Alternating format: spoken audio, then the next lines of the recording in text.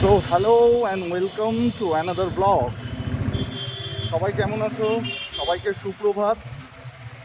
আর আজকের বিষয়টা হচ্ছে এই যে আমাদের শিলিগুড়ি শহর বা যে কোনো জায়গারই ট্রাফিক পুলিশরা এত সুন্দরভাবে কাজ করে যাচ্ছে। যাই হোক, আমাকে একটু পেট্রোল ঢালতে হবে।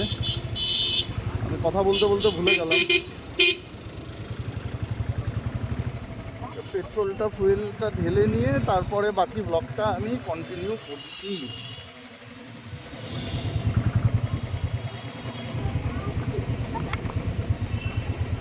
460 টাকা দিলাম। হ্যাঁ,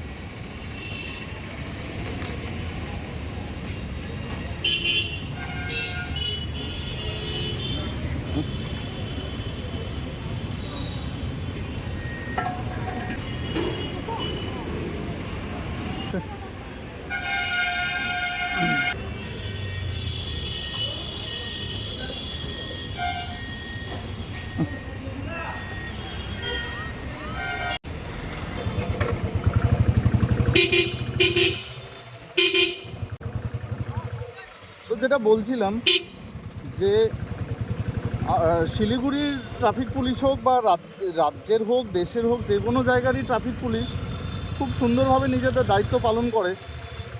এবং এ গরম হোক, বৃষ্টি হোক, মানে রোদ, ঝড়, জল, বৃষ্টি সমস্ত কিছু উপেক্ষা করে তারা নিজেদের ডিউটিগুলো করে। তো আমার একটা অনুরোধ থাকবে সবার কাছে, সেটা হচ্ছে এই যে ট্রাফিক পয়েন্টগুলো, মানে কিছু কিছু জায়গায় তো ট্রাফিকের ঘর বানানো থাকে, এগুলো তো আমরা দেখি। কিন্তু যারা এমনি ওই ঘরগুলো ছাড়া যারা নিজেদের ডিউটিগুলো করছে একটু অন্যদিকে দাঁড়িয়ে, মানে যেমন এই স্যার এখানে দাঁড়িয়ে আছেন, যাই হোক, তো এই যে আশেপাশের দোকান বা আশেপাশের যে বাড়ি ঘরগুলো থাকে তাদের কাছে আমার একটু অনুরোধ থাকবে যে অন্তত এই যে গরমের সময়টা, এই যে মানে গ্রীষ্মকালটা, যখন এই যে আরও গরম পড়বে বা এখনও যে পরিমাণ গরম পড়ে আছে, এই ট্রাফিকের অফিসাররা বা যারা সিভিক ভলেন্টিয়াররা তাদের সাথে কাজ করছে প্রত্যেক দিন, তারা সকাল থেকে এভাবেই দাঁড়িয়ে দাঁড়িয়ে ডিউটি করে যাচ্ছে। তো আমার একটু অনুরোধ থাকবে সবার প্রতি যে তাদেরকে যেন অন্তত একটু জলটা সারাদিনের মধ্যে একটু ভালোভাবে প্রোভাইড করা হয়, কারণ খুবই দরকার এটা। এমনিতে তো ওনাদের কাছে আমি দেখেছি ওনাদের কাছে পর্যাপ্ত পরিমাণ জল বা জলের বোতল সব কিছুই থাকে, তবু মানে যারা আশেপাশের একটু বাড়িঘরগুলো আছে বা দোকানগুলো আছে, ওনারা অনেক সময় এইসব দোকানগুলোতেও বসে রেস্ট নেন। কারণ সত্যি কথাই, একটা মানুষ সারাদিন যখন মানে 10 ঘন্টা বা 12 ঘন্টা ডিউটি করছেন দাঁড়িয়ে, তো সেই জায়গাটায় একটু জলের দরকার হয়। মানে দাঁড়িয়ে থেকে ডিউটি করাটা খুবই একটা কষ্টকর ব্যাপার। যাই হোক, বাকি রাস্তা ফাঁকাই আছে, কিছু করার নেই।